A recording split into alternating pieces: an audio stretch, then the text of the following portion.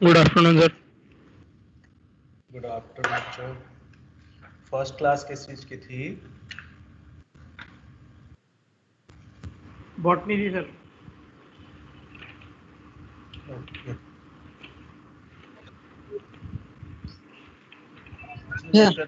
समोसे ले आए ना। पिछले लेक्चर में कहाँ तक हुआ था बच्चों? डेड लिविंग ग्रुप करवाया था सर लास्ट।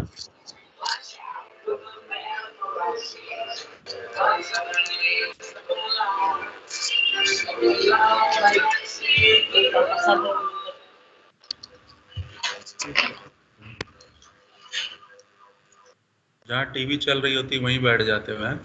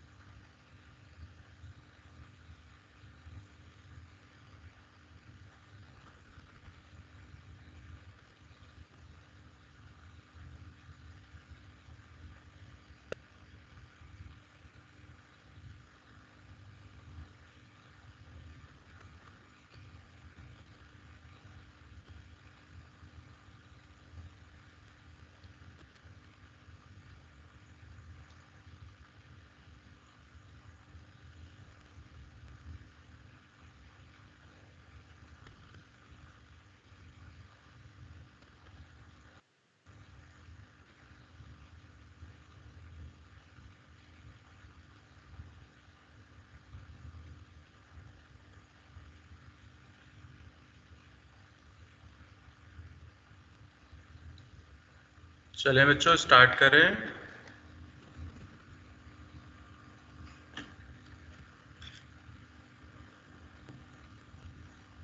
सर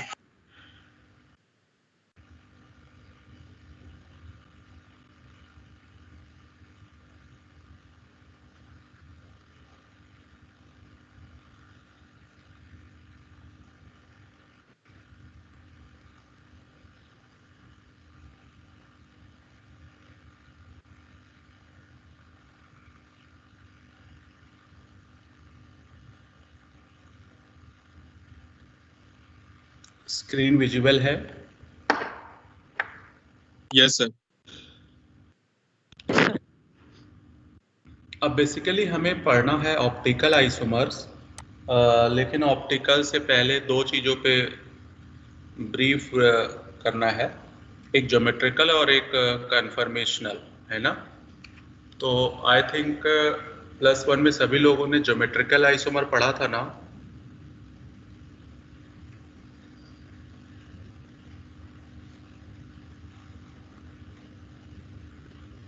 पढ़ा था या नहीं बच्चों?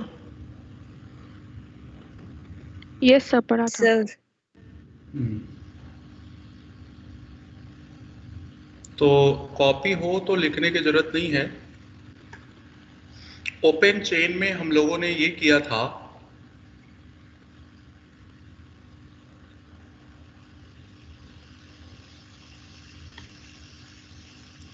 कंडीशन याद है किसी को?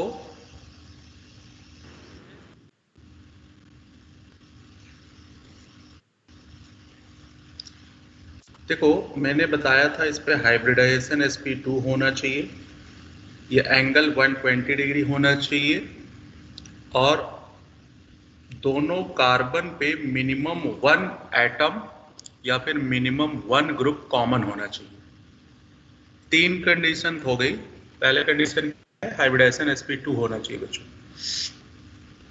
और दूसरी बात ये है कि ये जो एंगल है 120 डिग्री होना चाहिए, और इन दोनों पे डिफरेंट एटम या ग्रुप अटैच,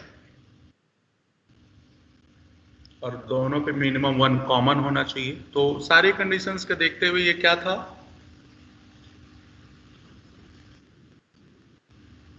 और ये था ट्रांस। तो आई थिंक सभी को ये बात क्लियर होगी, कुछ ज्यादा इशू नहीं होगा। सिस ट्रांस हो गया, है ना।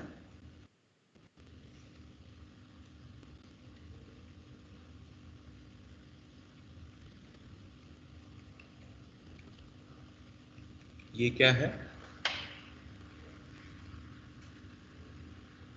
कुछ है या नहीं है?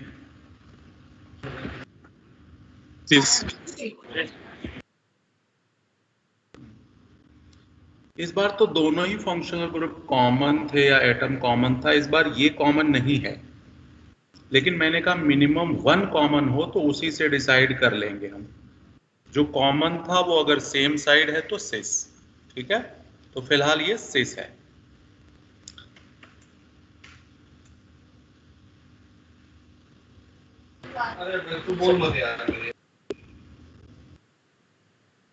ये सिस है या ट्रांस? ट्रांस।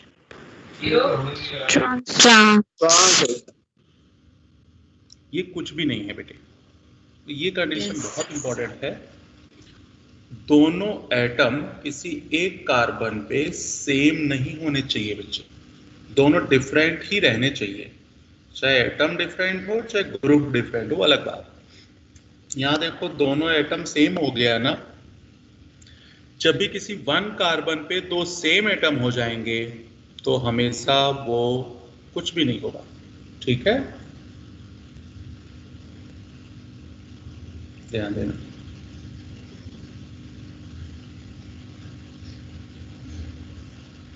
ये सिस है या ट्रांस या कुछ भी नहीं?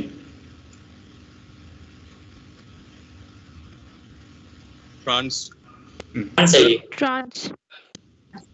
ये कार्बन है, ये कार्बन है, मतलब मिथाइल ग्रुप हो गया, ये भी मिथाइल ग्रुप हो गया। अब हाइड्रोजन जो लगाओगे 120 डिग्री पे लगाओगे तो ये वाला हाइड्रोजन यहां लगेगा वैलेंसी साइड इसमें, इधर भी 120 डिग्री पे ही लगाओगे तो यहां लगेगा। तो ये ट्रांस था, है ना। और मैंने आपको करवाया था ये,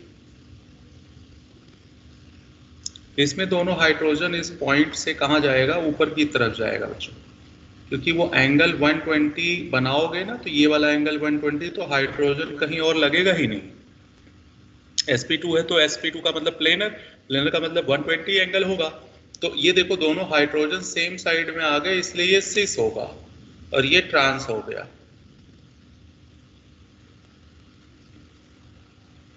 अब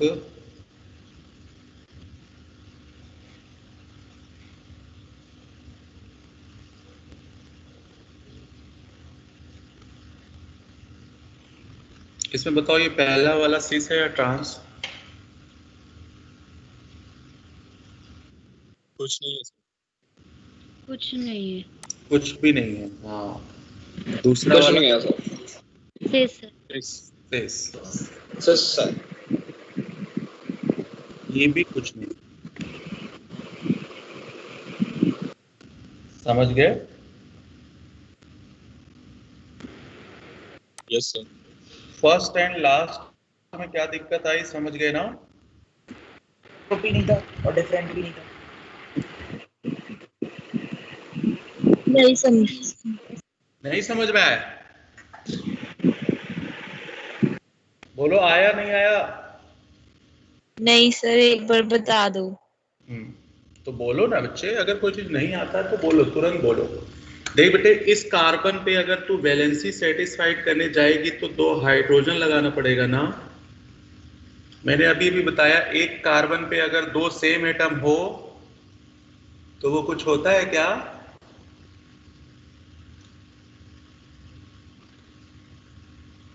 यहां भी नहीं होगा।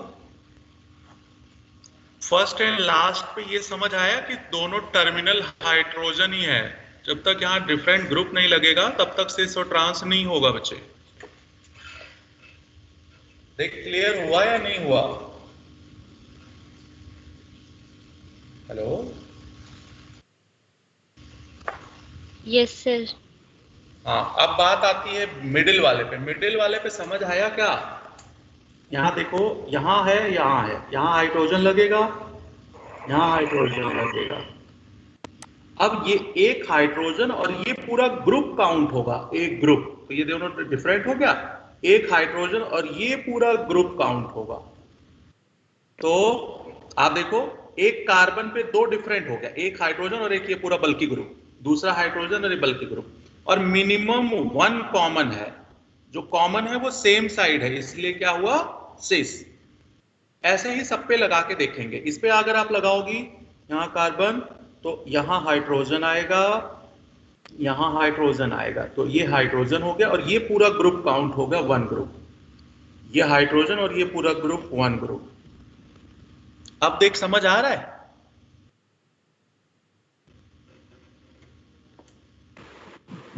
यस। नहीं समझ। Yes sir. कोई बात नहीं।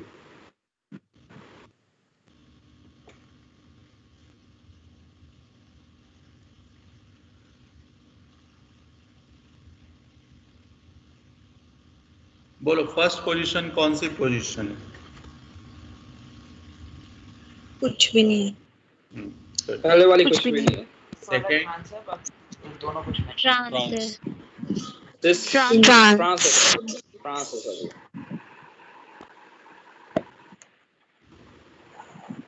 और लास्ट लास्ट में कुछ नहीं। कुछ भी नहीं।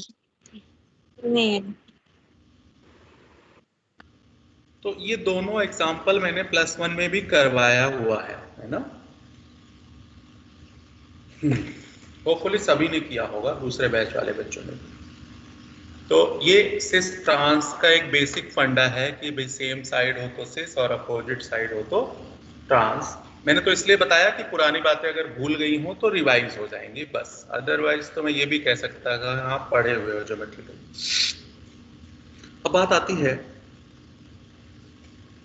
ये तो थी बात ओपन चेन में। क्लोज में क्या आती है? रिंग में। रिंग में ये बताया गया था कि रिंग में sp2 हाइब्रिडाइज नहीं होना चाहिए, sp3 होना चाहिए। ये रिंग वाला रूल है, वो रूल अभी खत्म कर दिया मैंने।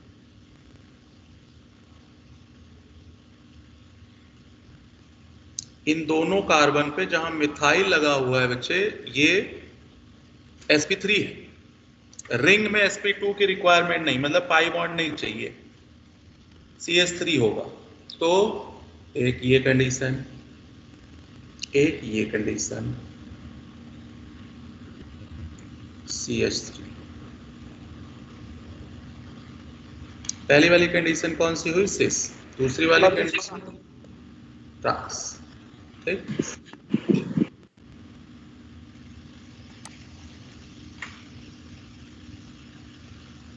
तो ऐसे 3 कार्बन के रिंग हो, 4 कार्बन के रिंग हो, 5 कार्बन के रिंग हो, 6 कार्बन, सब पे इसी तरह से मेथड यही रहेगा।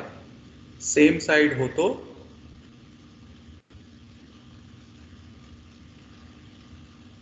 ये देखो सेम साइड है तो सिस, और अगर अपोजिट साइड हो जाए तो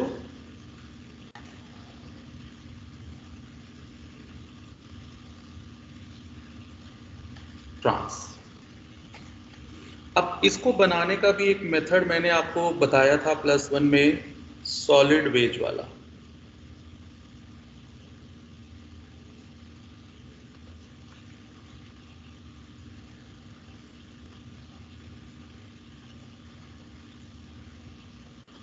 ये है सिस, ये है ट्रांस। एक सॉलिड हो जाए और दूसरा डैश वेज। ये और ये दोनों अलग नहीं है, ये और दोनों सेम है। एक और मैं बता दूं तो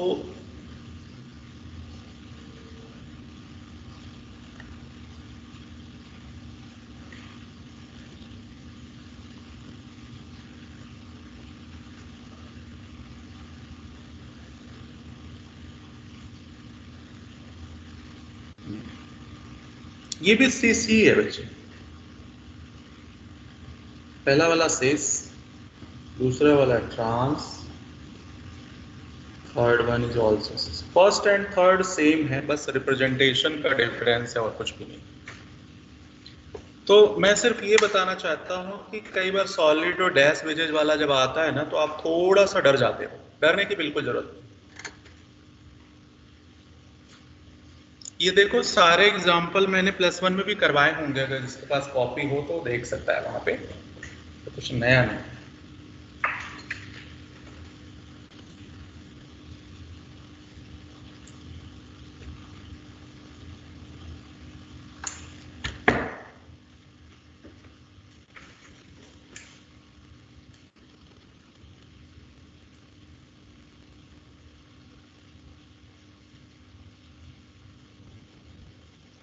बन गया बच्चे? Yes sir. Yes sir. तो अब देखो, ये दोनों सॉलिड वेज का मतलब है above the plane of paper, दोनों डैश वेज का मतलब है below plane of the paper, मतलब दोनों मिथाइल बिलो है या दोनों मिथाइल अबव है। एक अबव है और एक बिलो है, तो ये मिथाइल एक अबव है एक बिलो है, ये ट्रांस हो गया। सेम पैटर्न में 3 कार्बन पे, 4 कार्बन पे, 5 कार्बन पे, 6 कार्बन पे, जहां मर्जी लगा सकता हूं। तो आपको सिर्फ याद दिलाना था, बाकी कुछ नया नहीं है इसमें। ये है सिस ट्रांस। अब बात ये आती है कि cis trans fluorine, chlorine, bromine, iodine, chlorine, chlorine, iodine, bromine, इसी से ट्रांस है पहला वाला।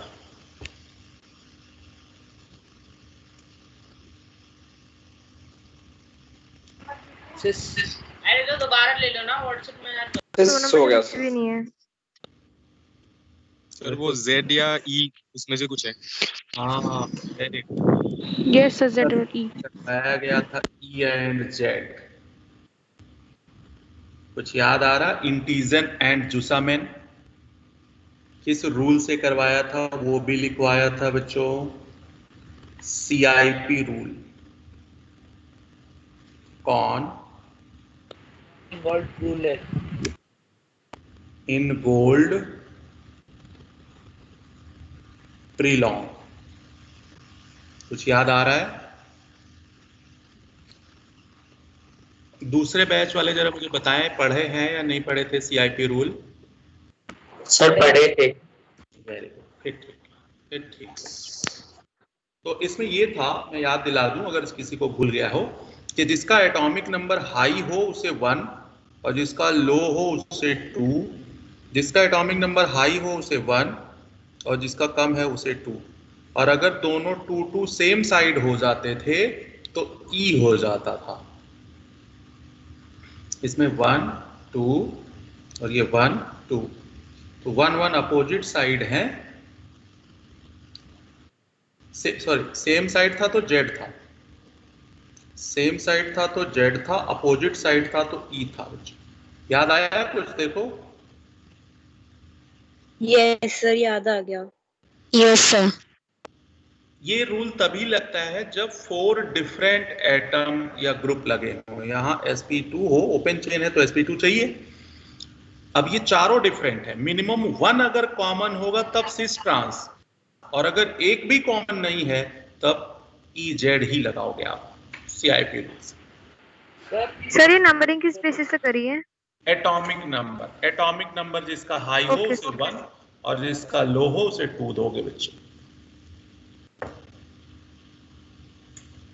देखो इसमें कोई कंफ्यूजन है क्या किसी बच्चे को? तो पूछो अगर भूल गया हो या कुछ ऐसा हो, है ना। बस ऐसे हाँ हाँ मत करते रहना, तो आगे दिक्कत आएगी, सबकी जरूरत है। Z को क्या देते हैं? ये जूसामेन पूरा नाम है। जिसमें दोनों साइड नंबर सेम होगा वो Z जाएगा। हाँ, जिसमें जैसे ये सेम चीजें सेम साइड आ गई ना, same number same side then Z, same number opposite side then E। अभी मैं और एग्जांपल दे देता हूं, प्रायोरिटी बेसिस पे है बच्चों। एक एग्जांपल से आई थिंक क्लियर नहीं होता।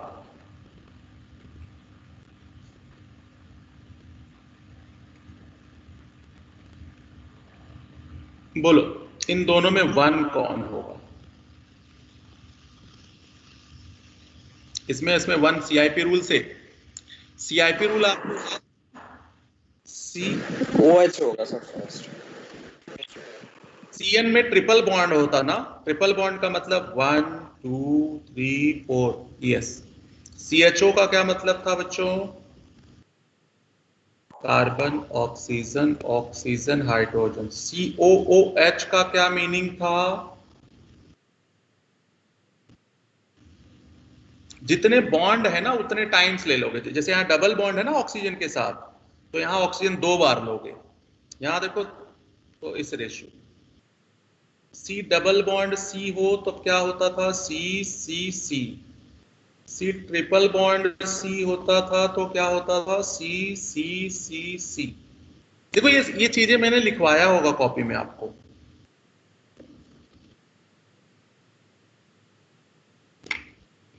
कॉपी है आपके पास?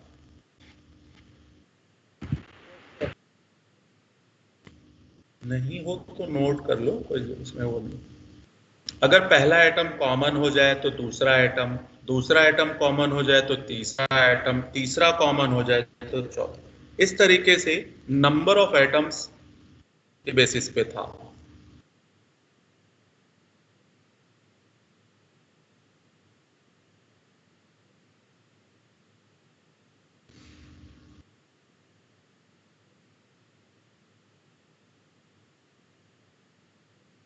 बन गया?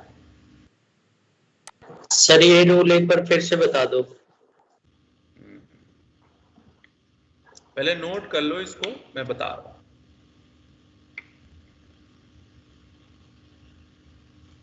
सभी लोग आ गए? अभी भी नहीं आए? आ गए, चलो मैं अटेंडेंस डाउनलोड कर लेता हूं।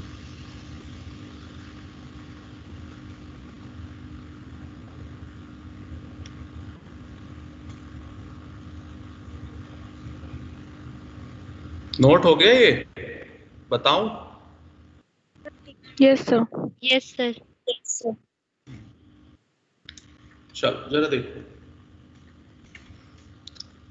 OH में पहला एटम ऑक्सीजन है, CN में पहला एटम C है, क्योंकि जो डायरेक्ट कांटेक्ट में रहता है वो फर्स्ट होगा बच्चे। तो पहला एटम ऑक्सीजन, पहला एटम कार्बन, इन दोनों में एटॉमिक नंबर हाई किसका ये बता दो। ऑक्सीजन का।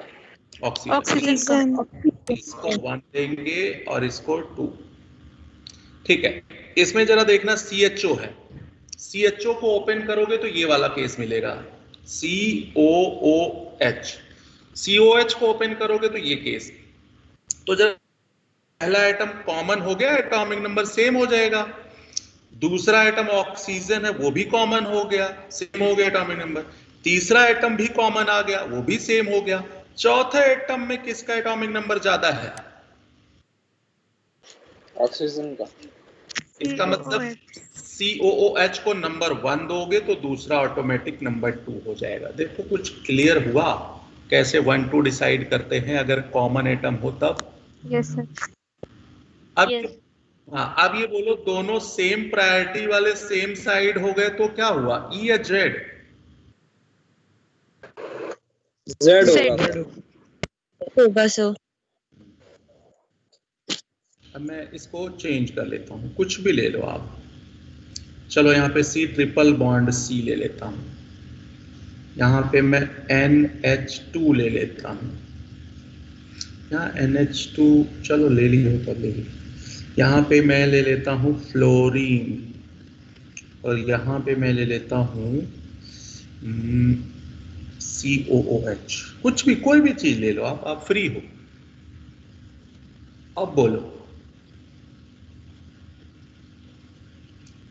इनमें और इनमें नंबर 1 किसको दूं? NH2 को। NH2 को। वेरी गुड, तो ये ऑटोमेटिक 2 हो गया। इनमें दोनों में किसको नंबर 1 दूं? क्लोरीन को। क्लोरीन। सर ट्रांस हो जाएगा सर। ट्रांस नहीं, ई हो जाएगा, ई। ई होगा। अभी देखो कुछ क्लियर हुआ या नहीं हुआ? Yes sir. Yes sir. Very good.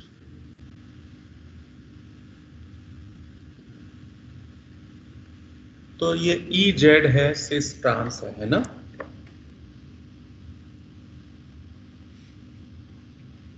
Okay.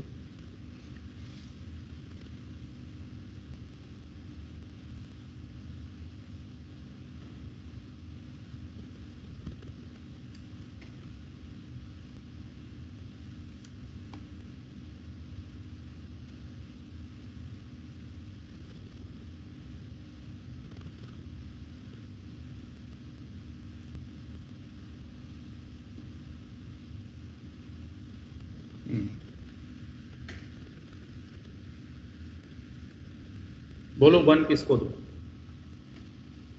Right side.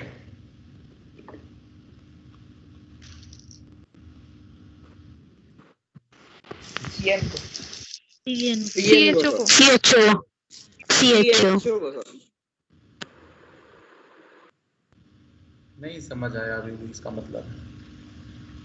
अच्छा देखो CN को मैंने कैसे तोड़ा है, C के बाद N, CHO को कैसे तोड़ा है, COOH। तो पहला एटम कॉमन, दूसरे में ही डिफरेंस मिल गया, ऑक्सीजन का ज्यादा होगा N से। अब आपको मैं कंफ्यूजन बताता हूं, आप कहाँ कंफ्यूज हुए हो। आप कंफ्यूज इसलिए हो आपको लगा C के बाद H आता है, नहीं, लिखा कहीं भी हो सबसे पहले C के बाद वो एलिमेंट आता है जिसका एटॉमिक नंबर हाई होगा, जो डायरेक्ट कांटेक्ट में हो और एटॉमिक नंबर हाई हो। तो CHO जैसे है वैसे थोड़ी ना होता है। CHO को ओपन करो ना, CHO को ओपन करोगे तो ऐसा बनता है ना। तो डायरेक्ट अटैच ये भी है, डायरेक्ट अटैच ये भी है, तो जिसका एटॉमिक नंबर हाई होगा वो 2 पे आ जाएगा बच्चे। कंफ्यूजन दूर हुई? Yes sir. ओके, तो ये एंटीजन एंड जुशामेन था, E एंड Z, ठीक है। तो कान इनगोल्ड प्रिलोंग रूल ये भी आपको पता है। अब बात आती है ज्योमेट्रिकल आइसोमर्स में। Total number of geometrical isomers देखो +1 में लिखवाया था या नहीं?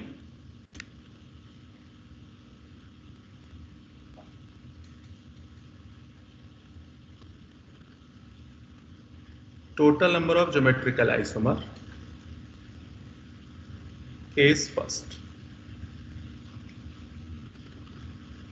When compound has N double bond,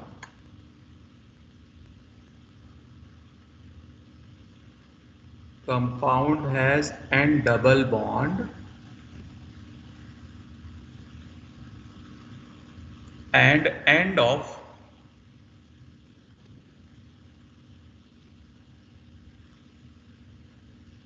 polyene are different.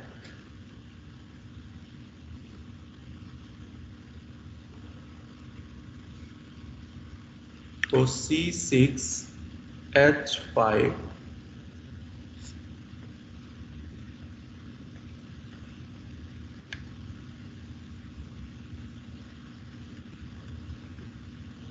जरा देखो, ये दोनों का टर्मिनल डिफरेंट है बच्चे, टर्मिनल डिफरेंट है। और डबल एन कितने हो गए इसमें? 3, डबल बॉन्ड 3 है। तो total number of geometrical isomer कैसे आ जाएगा? टू दी पावर n, मतलब two the power 3, 8 geometrical isomers बन जाएंगे इसमें।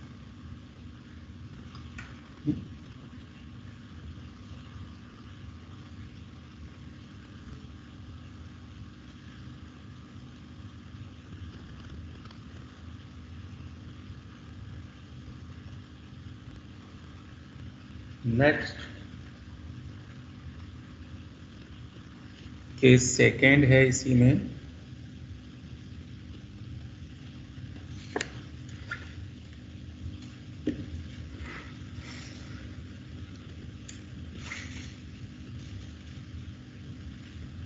When the end of polyene are same,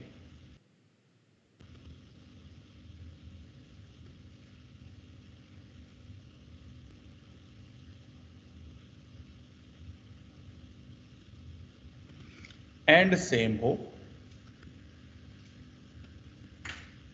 Cl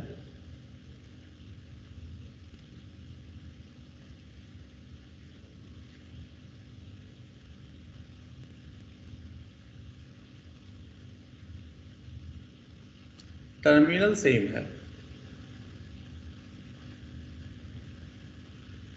and n is even, इसी में नोट कर लो जिससे समझ आएगा। n is even.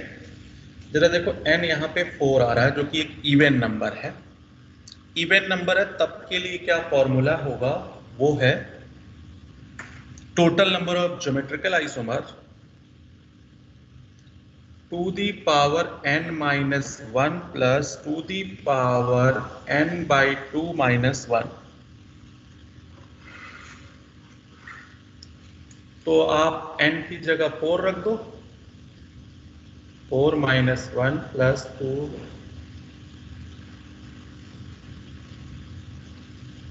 तो 2 की पावर 3, यहां से कितना आ जाएगा? 2 की पावर 1। तो सम कर दो, 8 प्लस 2, 10 ज्योमेट्रिकल आइसोमर आएंगे।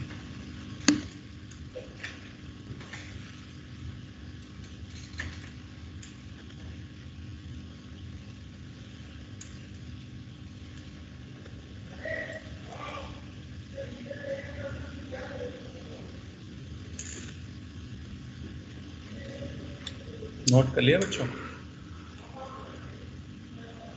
Yes sir. अब इसी में दूसरा केस आ जाएगा, एंड और सेम, एंड केस थर्ड इसी में बन जाएगा, एंड सेम हो बट एन आपका ऑड हो जाए, ऑड बाई 1 3 5 7 जो भी होना है हो जाए। C6H5CH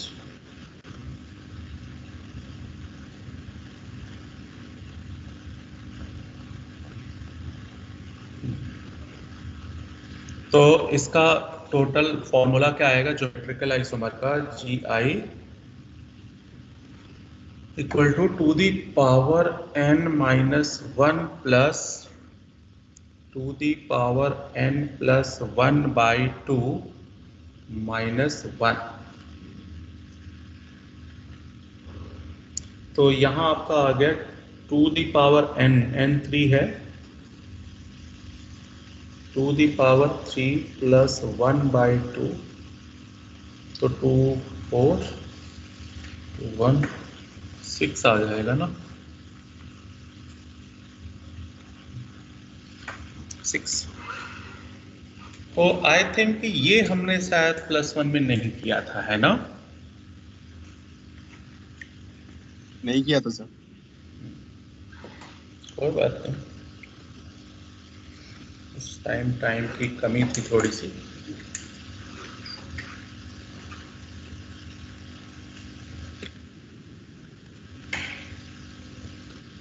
excuse me sir.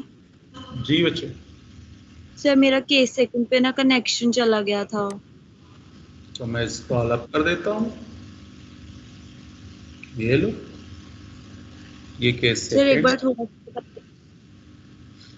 कुछ नहीं है, पॉलीन एंड का सेम है और डबल बॉन्ड इवन है, तो ये पॉलीन का एंड सेम कर दिया और एन इवन है, मतलब 2 4 6 8, तो उसके लिए फॉर्मूला याद रखना है बेटे, और कुछ नहीं करना है, इसे समझना नहीं है, सिर्फ फॉर्मूला पुट करना है, वैल्यू पुट।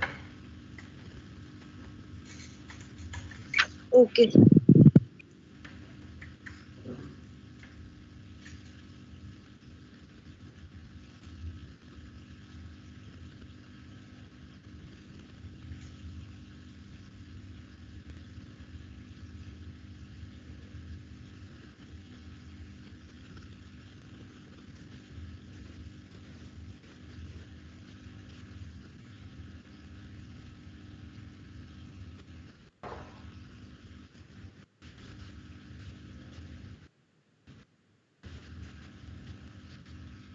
नोट हो गया, आगे चलो।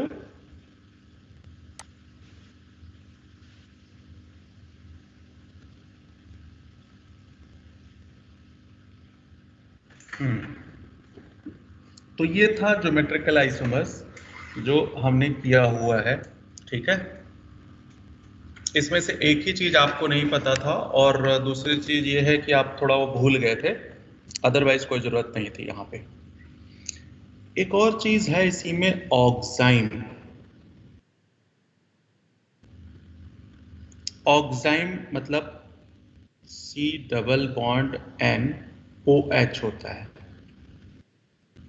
यहाँ पे 2 फंक्शनल ग्रुप लगे होते हैं, तो ये ऑक्साइम है। इसमें एक सिन होता है और दूसरा एंटी होता है, तो मैं इसको लिखता हूं।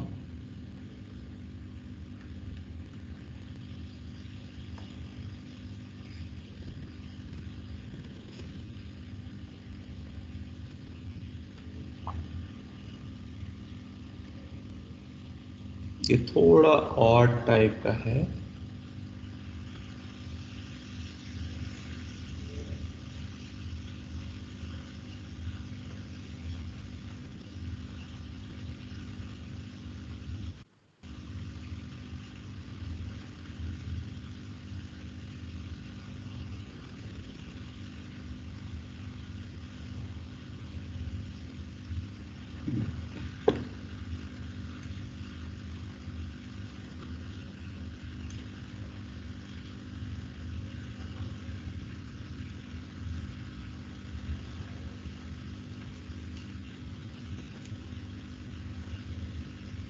नोट कर लिया? Yes sir. ये सिन होता है,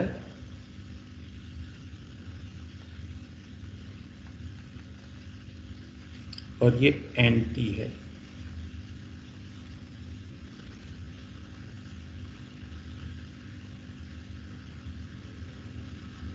बेंजोइल ऑक्साइड।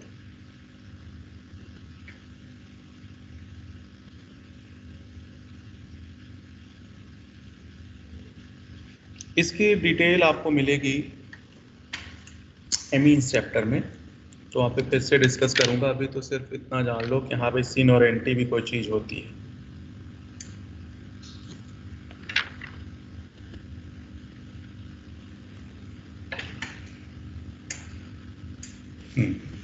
अब देखो, आपने +1 में कन्फर्मेशनल आइसोमर भी पढ़ा होगा ना?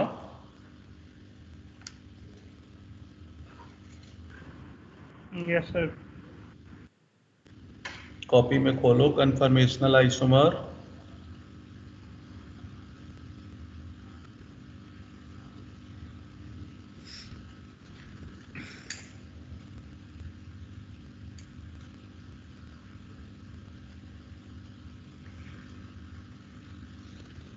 अबाउट सिग्मा बॉन्ड रोटेशन करते थे ना,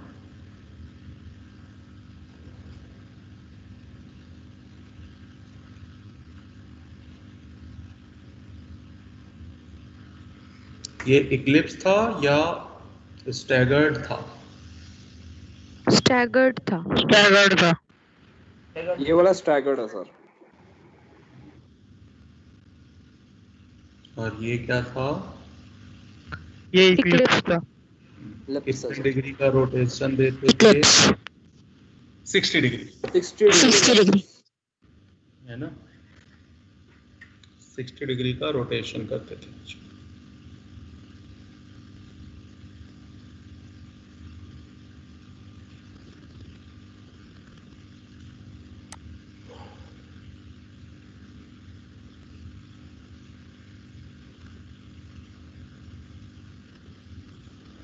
तो ये कॉपी में बना हुआ है, आई थिंक बनाने की जरूरत नहीं है आपको, है ना। अच्छा, आपको अगर याद हो तो हमने ब्यूटेन का भी बनाया होगा कॉपी में।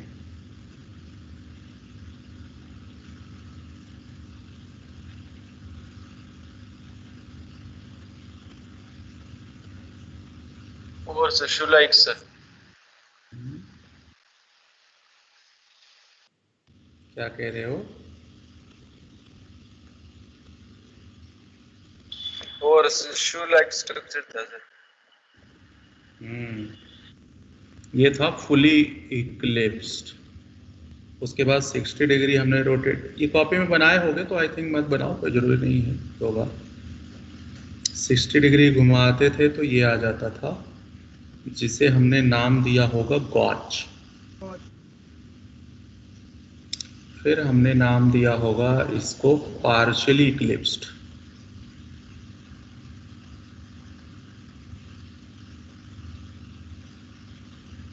ये था पार्शियली इक्लिप्स्ड।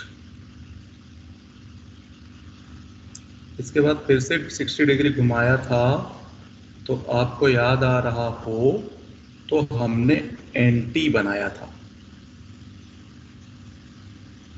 एंटी और गॉच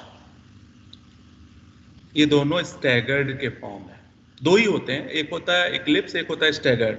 लेकिन इक्लिप्स फर्दर दो पार्ट में डिवाइड हुआ था, फुली इक्लिप्स और पार्शियल इक्लिप्स। स्टैगर्ड फर्दर दो पार्ट में डिवाइड हुआ था, गॉच और एंटी। कुछ याद आ रहा है? ये गॉच था और ये एंटी था, ये पार्शियली था, ये फुली था, फुली इक्लिप्स्ड। तो फुली का मतलब है मिथाइल के ऊपर मिथाइल कोइंसाइड हो रहा था, हाइड्रोजन के ऊपर हाइड्रोजन, इस तरह से। याद आ रही बात या भूल गए वैसे? याद आ रही है सर। याद है सर। ये सारे प्रोजेक्शन का अगर नाम याद हो तो न्यूमैन प्रोजेक्शन था। कॉपी में लिखवाया गया होगा, जो कि 2D था, मतलब 2 डायमेंशनल में होता है ये, है ना। तो पार्शियली इक्लिप्स, फुली इक्लिप्स, ये सारों का स्टेबिलिटी पड़ता था। तो इसमें अगर आपको याद हो तो कौन सबसे ज्यादा स्टेबल था? एंटी। नहीं बेटे, हाँ। एंटी होगा। गॉच था। नहीं, सबसे ज्यादा एंटी था बेटे, देख लो। एंटी, फिर पार्शियली, तब फिर गॉच, फिर पार्शियली, फिर फुली। कुछ याद आ रही बात? सर वो एंगल स्ट्रेट की वजह से याद है। बिल्कुल बिल्कुल बिल्कुल, बातें भूले नहीं हो, ये अच्छी बात है।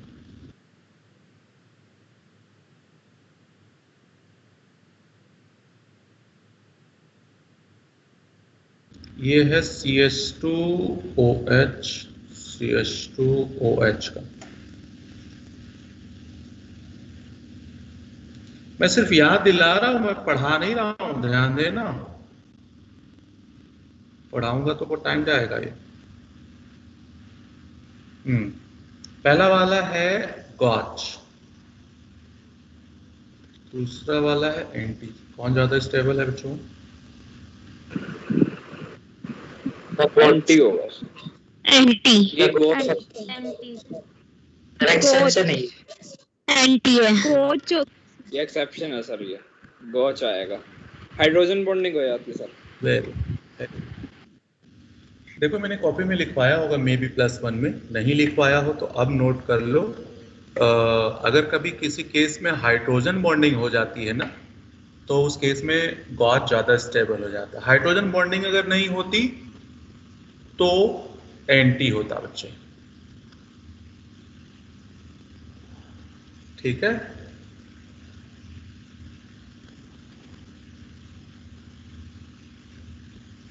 तो ऐसे सिर्फ एक ही कंपाउंड नहीं है, जहां भी हाइड्रोजन बॉन्डिंग होगी ये पंगा आएगा।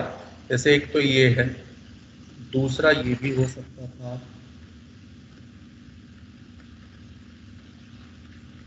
तीसरा ये भी हो सकता है, ये भी हो सकता है। तो इन चारों ही केस में आप देखोगे मतलब फोन से अटैच हाइड्रोजन होने चाहिए, हाइड्रोजन बॉन्डिंग हो जाएगी। और जिस किसी केस में हाइड्रोजन बॉन्डिंग हो जाएगी उसमें गॉच एंटी से ज्यादा स्टेबल हो जाएगा।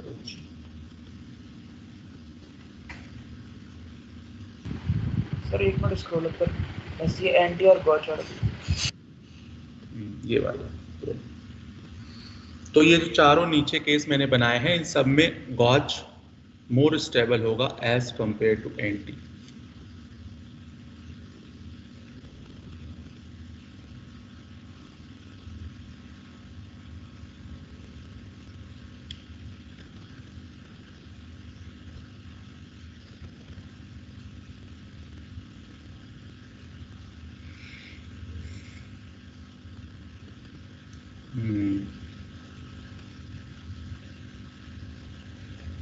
नोट हो गया।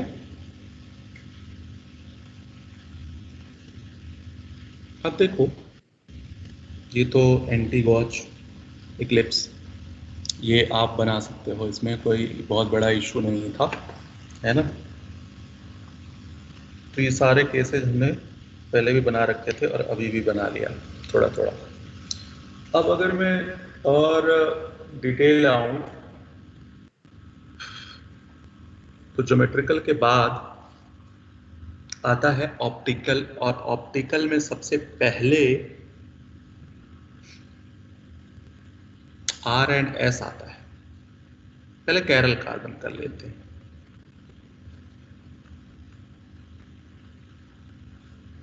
कैरल कार्बन तो आई थिंक जिन्होंने ऑर्गेनिक पढ़ा होगा उनको कैरल कार्बन पता होगा कि कैरल कार्बन जो होता है वो हमेशा sp3 कार्बन पे होता है। sp3 कार्बन पे 4 डिफरेंट एटम्स होने चाहिए या 4 डिफरेंट ग्रुप्स होने चाहिए। सभी सिर्फ सिग्मा बॉन्ड से ही अटैच होने चाहिए, कभी पाई बॉन्ड नहीं होना चाहिए इसके अंदर, है ना। तो ये कार्बन कैरल है, like fluorine, chlorine, bromine, iodine. तो ये कैरल कार्बन जहां भी हो उसे आप स्टार से रिप्रेजेंट कर सकते हो। ये 4 डिफरेंट एटम्स हैं। ऐसा भी हो सकता है कि एटम और ग्रुप का मिक्सचर, C2H5 एक ग्रुप होगा, CH3 अनदर ग्रुप, तो एटम और ग्रुप का मिक्सचर हो सकता है। तो 4 डिफरेंट एटम्स हो सकते हैं, 4 डिफरेंट ग्रुप्स हो सकते हैं, 4 डिफरेंट एटम्स या ग्रुप का मिक्सचर भी हो सकता है। तो वो सारे कैरल कार्बन होंगे। जरा ब्यूटेन में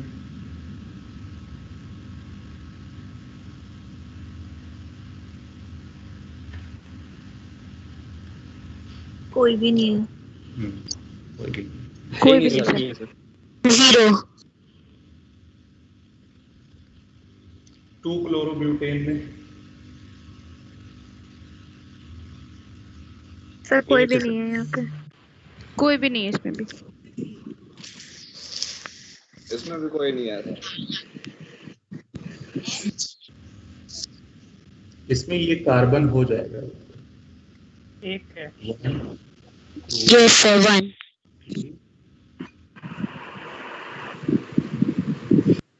समझ आ गई बात कि कैसे हो गया कैरल? इसमें यस सर।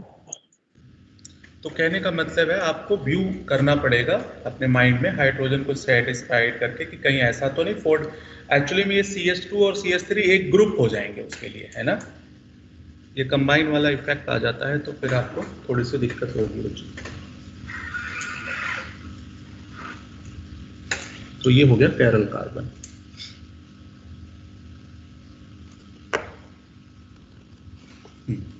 आगे आ जाते हैं।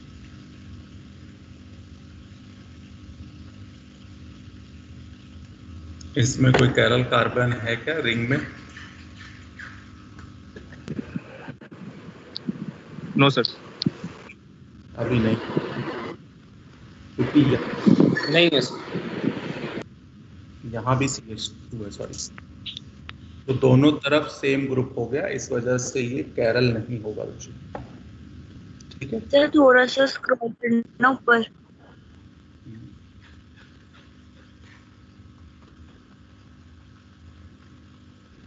बस थैंक यू। तो ये नहीं होगा बेटे क्योंकि दोनों तरफ CH2 ग्रुप है। लेकिन अगर मैं यहीं पे कोई एक डिफरेंट एटम या ग्रुप यहाँ पे ऐड कर दूं तो ये अब कैरल हो जाएगा, क्योंकि ये CH2 होगा और ये पूरा एक ग्रुप होगा जो कि अलग हो गया इससे, तो ये कैरल हो गया। एट द सेम टाइम ये भी कैरल हो गया बच्चों, दो कैरल हो गए इसके अंदर। ध्यान से देखना।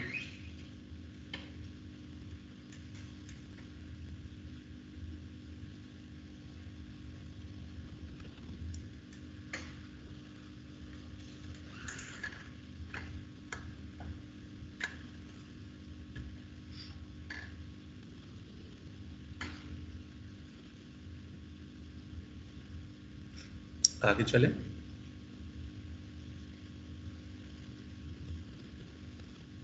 Yes sir. यस।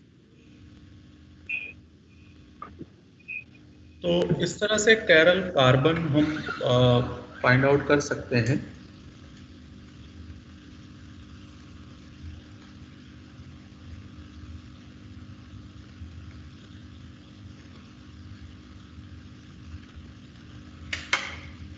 इसमें कार्बन कितने हैं टोटल? 4। टोटल कैरल कार्बन कितने हैं?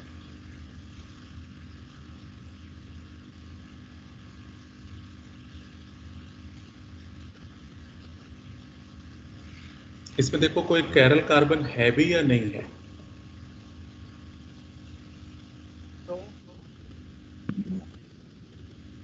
टू है सर शायद।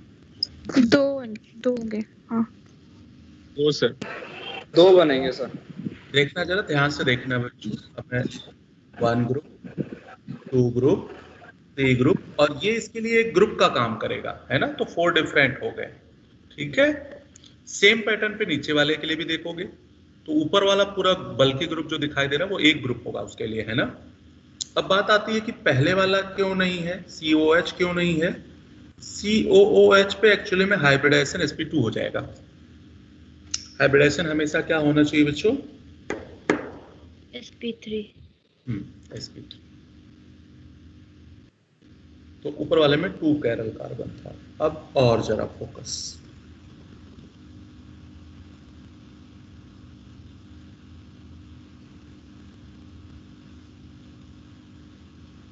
अब ये यहां से ऑप्टिकल आइसोमर का जो बेस है वो तैयार हो रहा है यहाँ से, है ना? इसमें कैरल कार्बन जरा देखना, ये वाला कार्बन कैरल है क्या? Yes sir. यस सर है। हाँ, ये जो मिड वाला है ना, ये भी कैरल है बच्चे।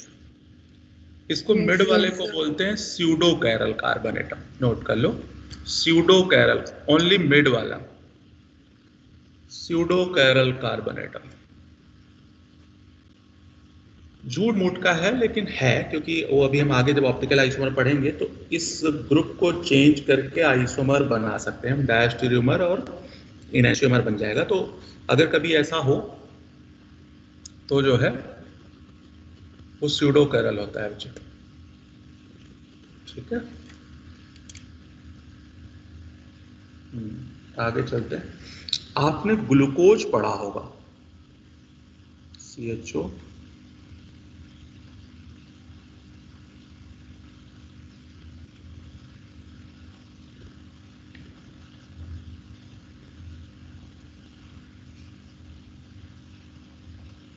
बोलो कितने कैरल कार्बन?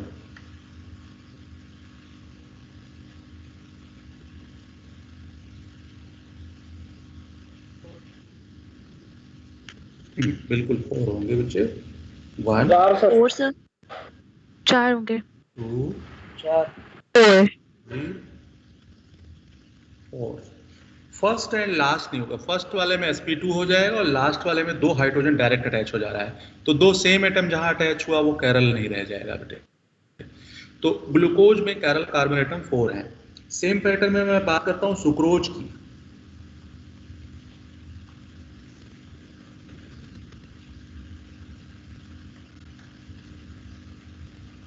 आपको पता है एक कीटो शुगर है, एक एल्डो शुगर है।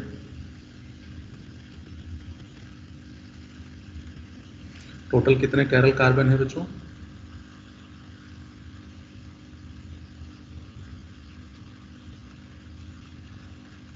तीन होंगे सर। तो यही फर्क है ना, ग्लूकोज और सुक्रोज में। इसी कैरल कार्बन की वजह से काफी सारी प्रॉपर्टी चेंज आ जाती है बच्चों। एक होता है एल्डो शुगर, दूसरा होता है कीटो शुगर। एक में कैरल कार्बन 2 है और एक में कैरल कार्बन 4 है, सॉरी 3 है, 4 है। सर ये फर्स्ट वाले में 4 ना? फर्स्ट वाले में 4 होगा। सर इस सेकंड वाला क्या बनाया आपने? सुक्रोज बनाया आपने, सेकंड वाला सुक्रोज बनाया है ना। सर फिर जो आप sp2 वाला बता रहे थे वो किसके लिए बता रहे थे? क्या बता रहा था बेटे? कि ये वाला कैरल कार्बन नहीं होगा क्योंकि इसमें sp2 है। ओके, ये पहली बात तो ये CHO ग्रुप देख रहे हो ना, इसमें sp2 है एक बार, और अगर इसमें आते हो तो इसमें S पे sp2 है, और इसमें और इस पे क्यों नहीं है? क्योंकि इसको ओपन करो तो कार्बन पे 2 हाइड्रोजन डायरेक्ट अटैच है ना। जैसे CH2OH को अगर मैं ओपन करूं तो ये ऐसे आएगा ना बच्चों, तो ये 2 एटम सेम हो गया, चारों डिफरेंट होना चाहिए ना। तो समझ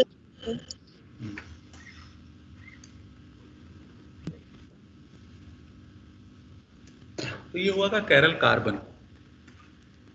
अब बात आती है, कैरल कार्बन तो कार्बन पे ही होगा, बट कैरल सेंटर भी होता है।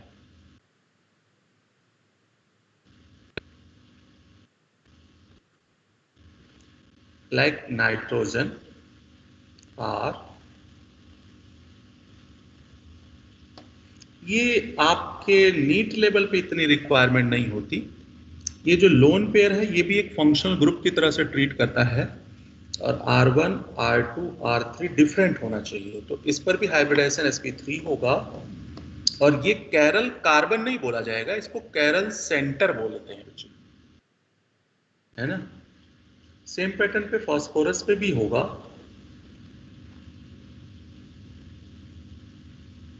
ये जो एक लोन पेयर है ये 4th फंक्शनल ग्रुप होता है। 1 2 3 4 चारों डिफरेंट हो गए, तो इस वजह से ये भी कैरल सेंटर होगा, नॉट कैरल कार्बन।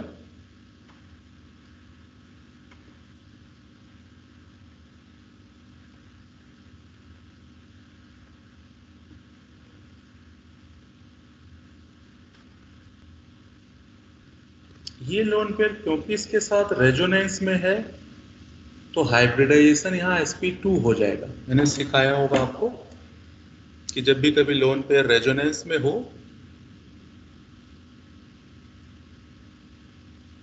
इस पे sp2 कैसे है समझ गए आप? Yes sir. पीछे भी बताया होगा ना, एरोमेटिक एंटी एरोमेटिक सब। तो sp2 है, इसलिए कैरल सेंटर नहीं है। लास्ट वाले नाइट्रोजन में कैरल सेंटर नहीं है बच्चे, इसमें कोई कैरल सेंटर नहीं। अब आगे आते हैं। तो कैरल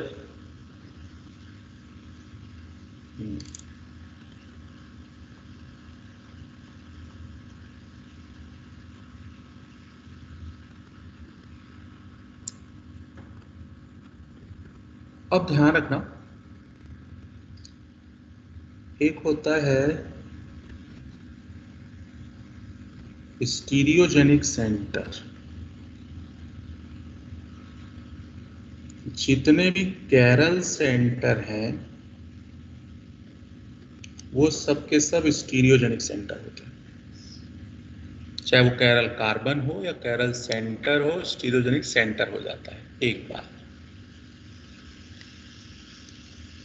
दूसरी बात ये है सर कैरल कार्बन भी। जी हाँ, कैरल कार्बन, चलो वो भी लिख लो। Chiral carbon is also stereogenic centre.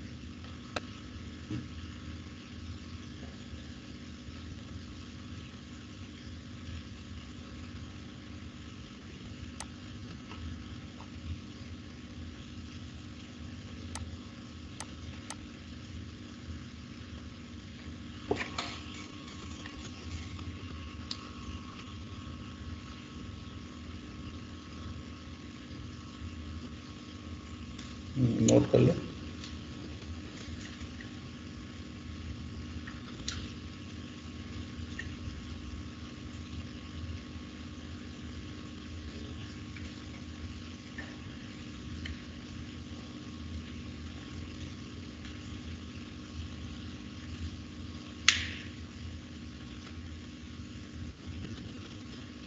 Note कर लिया बच्चों। ये दोनों देखो तो ये जो डायग्राम बने हुए हैं ये दोनों एक तरह से ज्योमेट्रिकल आइसोमर है, दिख रहा है? Yes sir. ज्योमेट्रिकल आइसोमर्स हैं, तो इन दोनों को एक दूसरे में चेंज कर दिया है हमने, किसी दो ग्रुप या दो एटम की पोजीशन चेंज कर दिया है, ठीक है ना?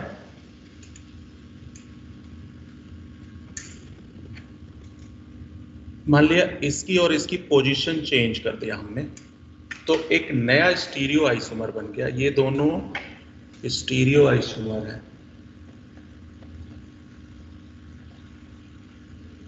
ये दोनों स्टीरियो आइसोमर है। तो किसी एटम की पोजीशन चेंज कर देने से अगर स्टीरियो आइसोमर बन जाता है तो उसे भी स्टीरियोजेनिक सेंटर कहते हैं। तो ये इसका मतलब ये भी स्टीरियोजेनिक सेंटर है, ये डबल बॉन्ड वाला। It is also known as stereogenic center.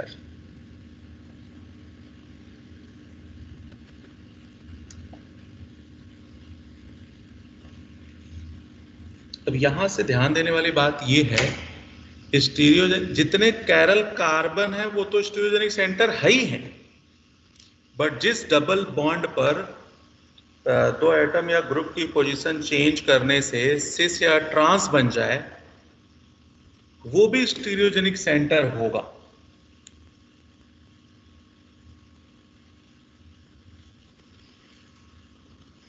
Sir एक बार फिर से बता दो। अच्छा, एक चीज तो आपको याद हो गया होगा, जितने कैरल कार्बन है सब स्टीरियोजेनिक सेंटर है, ये बात याद हो गई? Yes sir. जिस कंपाउंड में ज्योमेट्रिकल आइसोमर हो वो भी कौन सा सेंटर बोला जाएगा बच्चे? Stereogenic centre. बस जितने भी कंपाउंड में आप सिस और ट्रांस बना देते हो वो सारे के सारे जो कार्बन होंगे डबल बॉन्ड वाले वो भी स्टीरियोजेनिक सेंटर होंगे। इसका मतलब इसमें 2 स्टीरियोजेनिक सेंटर है। अभी आगे जब डायस्टीरियोमर पढ़ेंगे ना, और इनैंशियोमर और मेसोमर, तो उसमें इसकी जरूरत पड़ेगी कि ये जो स्टीरियोजेनिक सेंटर वाले ज्योमेट्रिकल आइसोमर वाले हैं ये सारे के सारे डायस्टीरियोमर होते हैं। अब वो अभी आगे पढ़ेंगे, तो अभी फिलहाल लिख के छोड़ दो, बाकी समझोगे तो मुझे लगता है दिक्कत आएगी। अब बात आती है कि स्ट्रक्चर में 2 है जी सर। सर जैसे जो पहले स्ट्रक्चर बनाया था उसमें मतलब 2 स्टीरियोजेनिक सेंटर है। हाँ जी, 2 स्टीरियोजेनिक सेंटर है, इसमें 2। चलो मैं एक और एग्जांपल ले लेता हूं।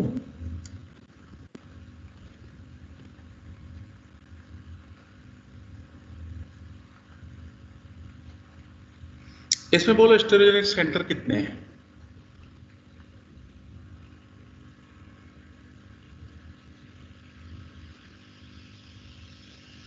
बोलो। 4 सर। 4 होंगे, बिल्कुल सही। 4 सर। और 2 4 हो जाएंगे, बस ये है 4 स्टीरियोजेनिक सेंटर हो गए। तो इस तरह से जितने ज्योमेट्रिकल आइसोमर जहां डबल बॉन्ड से हो सकते हैं वो सारे स्टीरियोजेनिक सेंटर हैं। अब जैसे ये है,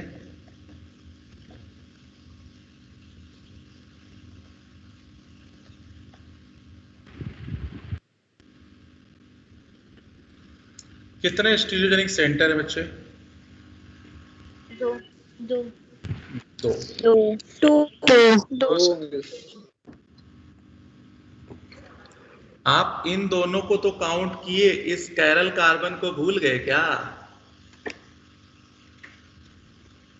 जरा ध्यान से देखो, एक कैरल कार्बन भी तो है। Yes sir. ऊपर मैंने लिखवाया था जितने कैरल कार्बन है वो भी स्टीरियोजेनिक सेंटर है, और जो डबली बॉन्डेड वाले कार्बन है जहां से हम ज्योमेट्रिकल आइसोमर बना सकते हैं वो भी स्टीरियोजेनिक सेंटर है। तो कितने हो गए? 3। देखो समझ आया, ऐसे ही 3 3 किए जा रहे हो। तो कहने का मतलब दोनों का सम बताना, दोनों का सम। अब ये अलग बात है कि इसमें हमने नहीं बताया, क्यों? क्योंकि पॉसिबल ही नहीं था कहीं ऑप्टिकल आइसोमर या कैरल कार्बन, तो इस वजह से उस पर थिंक नहीं किया था हमने, है ना। अभी आप शायद स्टीरियोजेनिक सेंटर का मतलब क्या होता है? कुछ नहीं, जितने कैरल कार्बन है स्टीरियोजेनिक सेंटर है, ये बात क्लियर है। और डबली बॉन्डेड में क्या कंडीशन है बेटे?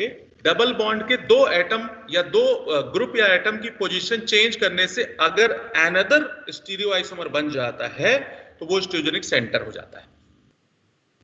अब मैं इस कंपाउंड को बनाऊं, जरा ध्यान से देखिए। इस डबल बॉन्ड से मैं ज्योमेट्रिकल बनाने की कोशिश कर रहा हूं। CH3 ऊपर कर दिया, इसका ये हाइड्रोजन नीचे ले लिया। डबल बॉन्ड तो है ही है, ये हाइड्रोजन आप कहां लेना चाहते हो, ऊपर या नीचे? नीचे ले लो। चलो नीचे ले लो। नीचे। तो ये पूरा फंक्शनल ग्रुप एक साइड लोगे। अब ये बताओ सिस हुआ या ट्रांस?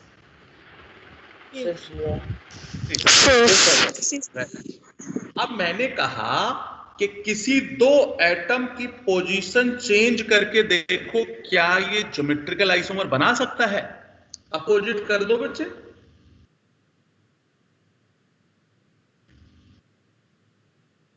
सिर्फ 2 का ही चेंज करना है,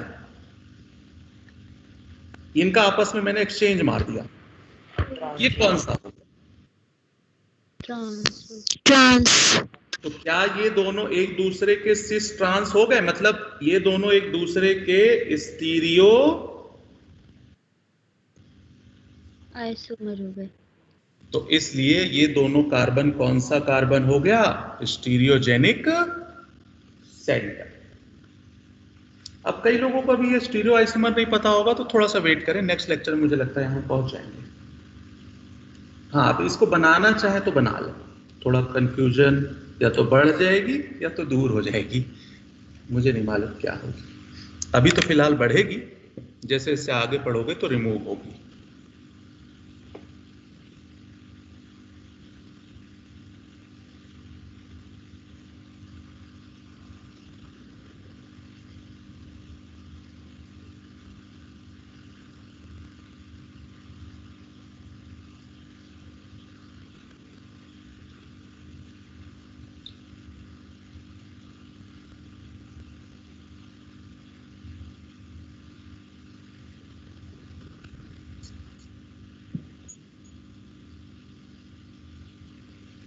नोट हो गया? सर इन दोनों में 3 वो है नहीं, स्टीरियोजेनिक सेंटर। नहीं बेटे, 2 ही होंगे। डबली बॉन्डेड ही हो सकता है और कोई कार्बन नहीं हो सकता। हाँ, इसमें 3 होंगे। एक तो कैरल कार्बन तो ये था ही ना, तो कैरल कार्बन, हाँ, तो टोटल 3 हो तो ऊपर लिखवा दिया है ना, ये तो लिखवा दिया है ना बच्चे। कंपाउंड तो मैंने वही लिया है ना। वो तो ज्योमेट्रिकल में कंफ्यूजन थी तो मैं ज्योमेट्रिकल बना के दिखा रहा था। अच्छा छोड़ दो, मुझे लगता है इसमें ज्यादा रहोगे तो पजल और हो जाओगे। R and S,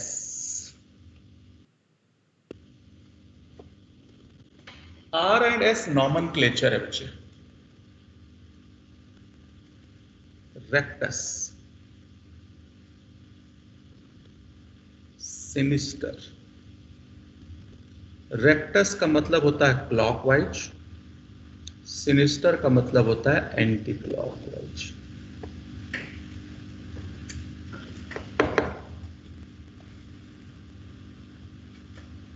आप लोगों के पास आंखें हैं बच्चों? Yes sir. सर इसके अंदर एक आई बॉल होगा, है ना?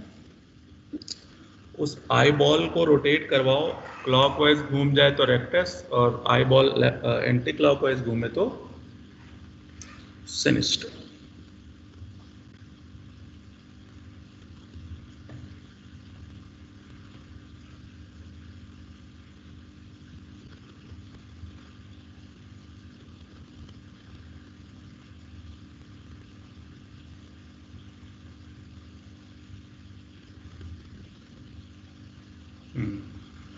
पहली बात तो ये फिक्स है बच्चे कि R और S हमेशा सिर्फ किस कार्बन पे होगा? Chiral carbon. किसी और कार्बन पे R एंड S नहीं देख सकते हो आप। अब जरा CIP रूल लगाते हैं। CIP रूल से मुझे ये बताओ, इन चारों में 1 नंबर किसको दूं? आयोडीन को। आयोडीन। आयोडीन को।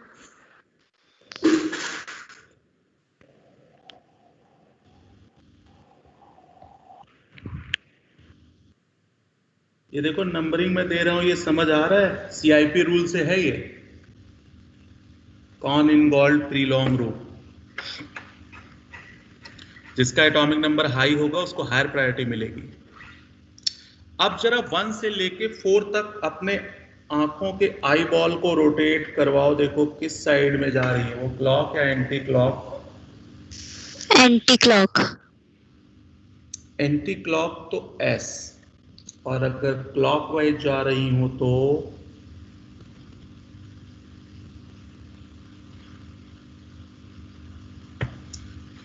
पहले वाले कंपाउंड में S नॉमेनक्लेचर है और दूसरे वाले कंपाउंड में R नॉमेनक्लेचर है, रेक्टस एंड सिनिस्टर।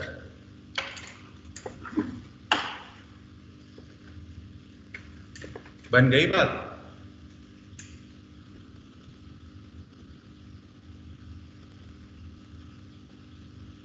कंफ्यूज हो गए क्या? No sir. No sir. ये सारी चीजें अल्काइल हैलाइड में हैं। जरा ध्यान देना बेटा। R का मतलब आपके आंखों का आईबॉल किधर घूमना चाहिए? क्लॉकवाइज। S का मतलब एंटी क्लॉकवाइज घूमे। लेकिन ये रूल तभी अप्लाई करोगे जब ये 4 नंबर वर्टिकल पे हो। वर्टिकल का मतलब या तो बॉटम पे हो या टॉप पे हो, तो ये रूल लगे। अब जरा देखो,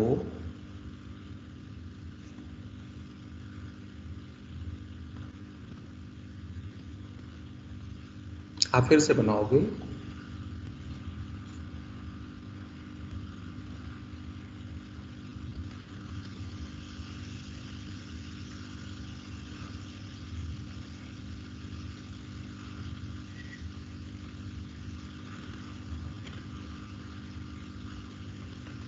जरा इसमें हायर प्रायोरिटी लगाते हैं अगर हम, तो क्या आएगा बच्चों?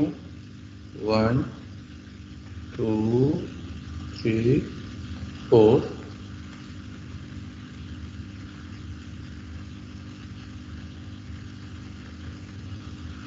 अब जरा 1 से लेके 4 तरफ मूव करो तो ये clockwise clockwise R clockwise Yes. क्या होता था? R हाँ, लेकिन ध्यान रखना ये 4 पोजीशन हॉरिजॉन्टल पे आ गया बच्चों इस बार, वर्टिकल नहीं है ना। तो क्लॉकवाइज हो तो R आया है ना, उसका अपोजिट आंसर बता देना बस। तो इसका मतलब इस पे क्या हो गया? S अच्छा जरा अब रूल के हिसाब से ये बताओ किधर जा रही है आई बॉल?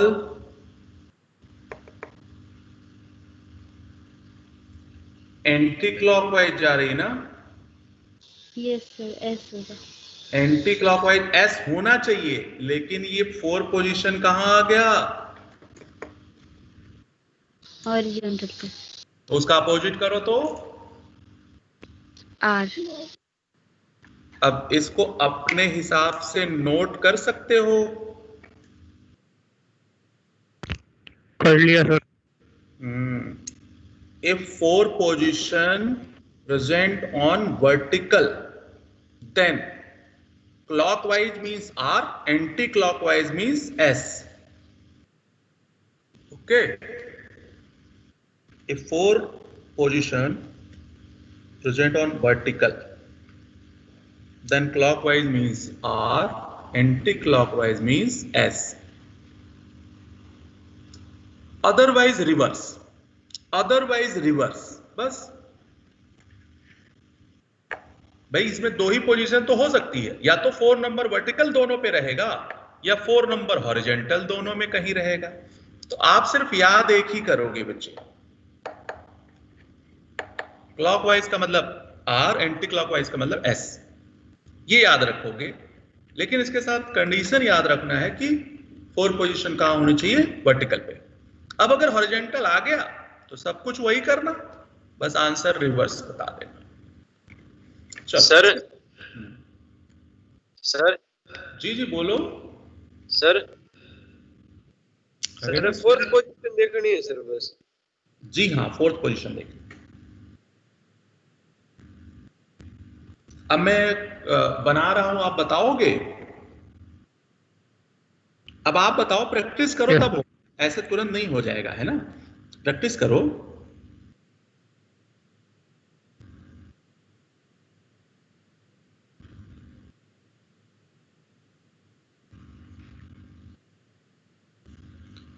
बोलो 1 नंबर किसको दूं CIP रूल से?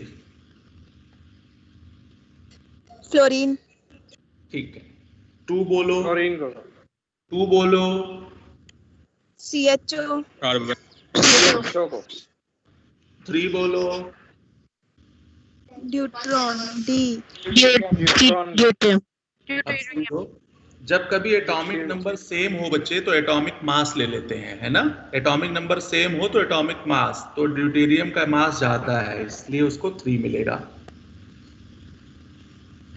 अब 1 से 4 की तरफ अपनी आंखें को घुमाओ तो क्या आ रहा है?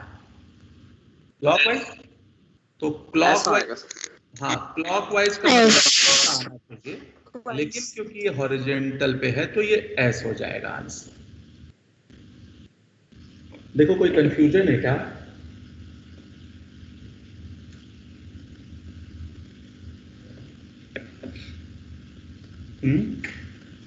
अच्छा चलो छोड़ो, ऐसे 4 ग्रुप बताओ, कोई फंक्शनल ग्रुप बताओ, आप कहां लगा दूं आपकी मर्जी से, बोलो।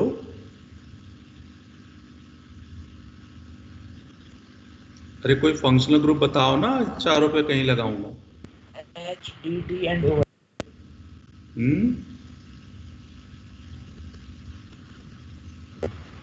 H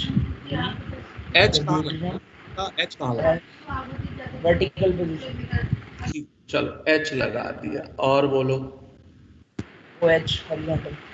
और चल और कोई बोलो। और सर COOH वर्टिकल पे। और बोलो। और एल्डिहाइड आपका उस पे। चलो अब आप बताओ मुझे, नंबरिंग बताओ पहले, 1 किसको दूं?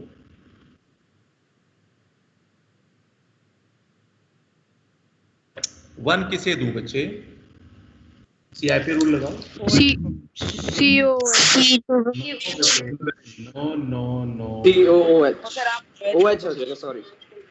एक बात बताओ ना, जो इस कार्बन से डायरेक्टली अटैच है वो ऑक्सीजन, कार्बन, कार्बन, बोलो इन और ये हाइड्रोजन, तो इनमें से किसका एटॉमिक नंबर सबसे ज्यादा था? पहला एटम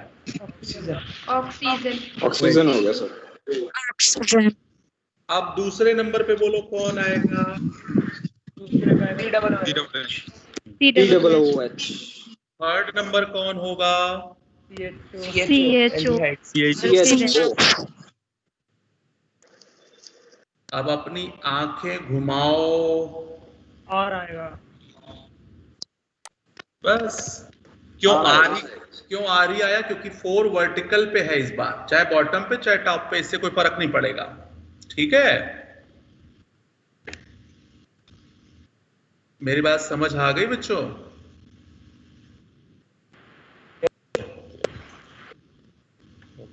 ओके। अच्छा, जरा ध्यान देना, राउंड आपने बनाया था ना, इसकी 2 बार पोजीशन चेंज कर दो बच्चे। सर जी सर, इससे पहले बनाया है? क्या कह रहे हो बेटे? सुनाई नहीं पड़ रहा है।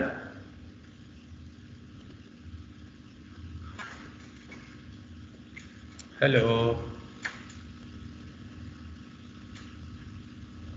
Network issue. चलो, OH यहां, H यहां, COOH यहां। अब बोलो 1 2 3 4 किधर आएगा? ये 1, ये 2, ये 3, ये 4। क्या आ गया बच्चों? इसका R होगा S।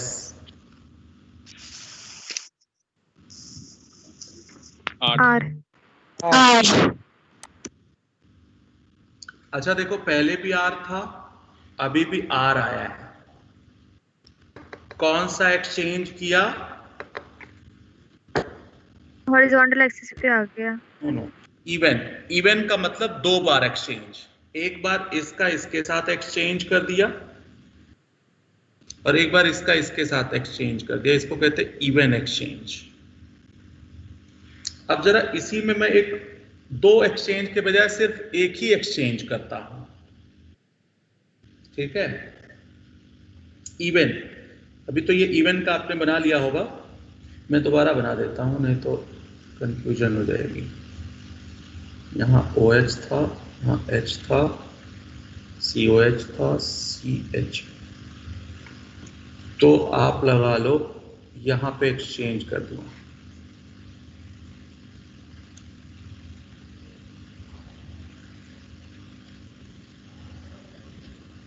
ये 1 2 3 4। अब बोलो, पहले बताओ आपकी आंखें किधर जाएंगी, क्लॉकवाइज या एंटी क्लॉकवाइज?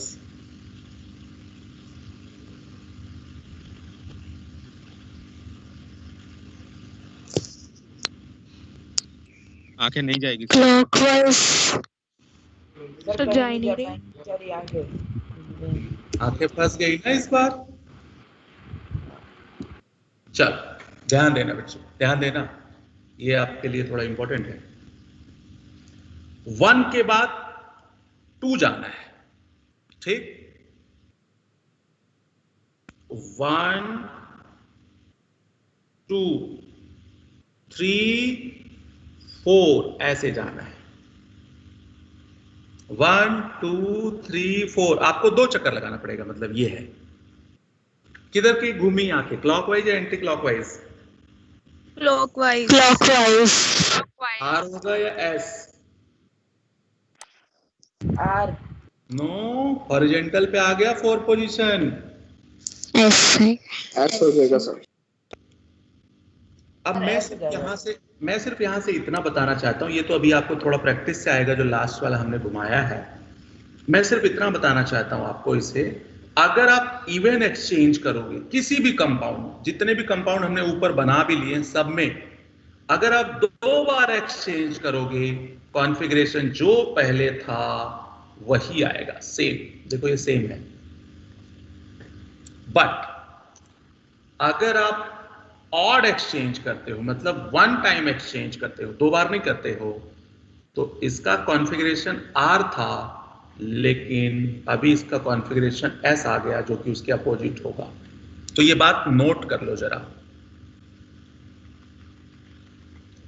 ये बात नोट कर लो। हम पूरे केमिस्ट्री में इसका यूज कर जी। सर एक्सचेंज फिर से बता दो, मेरा कनेक्शन चला गया था। Very good. के बाद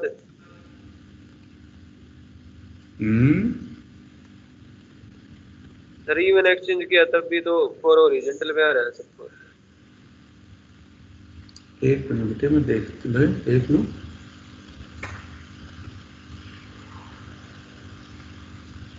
और हॉरिजॉन्टल पे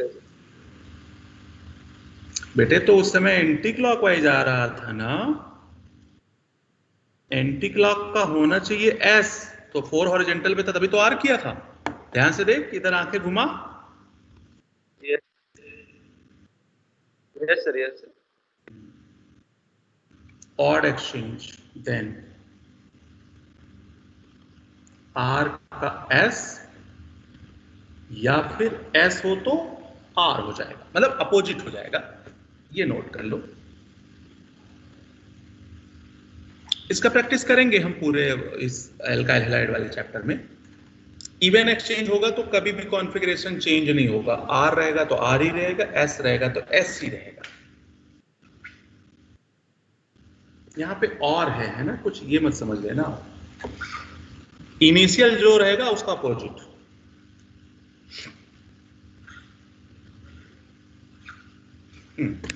चलो अच्छा छोड़ो, और कोई कंपाउंड बना है ये नोट कर लिए? Yes sir. चलो अच्छा, अब कोई और कंपाउंड बताओ बच्चे, आप ही लोग बताओ कौन सा ग्रुप कहां लगा दूं, मर्जी आपकी, बोलो। पूरे ऑर्गेनिक केमिस्ट्री का कोई भी फंक्शनल ग्रुप उठा लो, methyl, ethyl, propyl, butyl, pentyl, nitro, cyano, hydro, aldo, keto, जो मर्जी उठा लो बच्चे। फिनाइल। चल फिनाइल ले लेते हैं, C6H। और बोलो।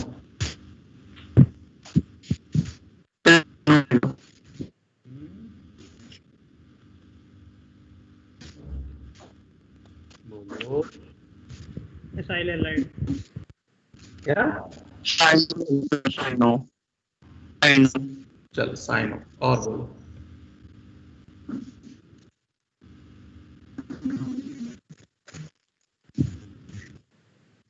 नहीं बोलोगे?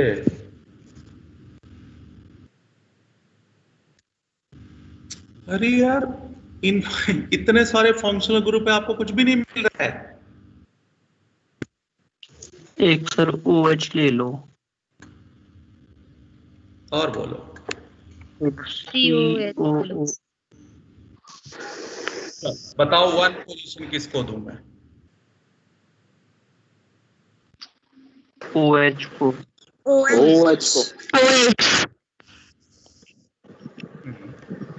ठीक है, वेरी गुड।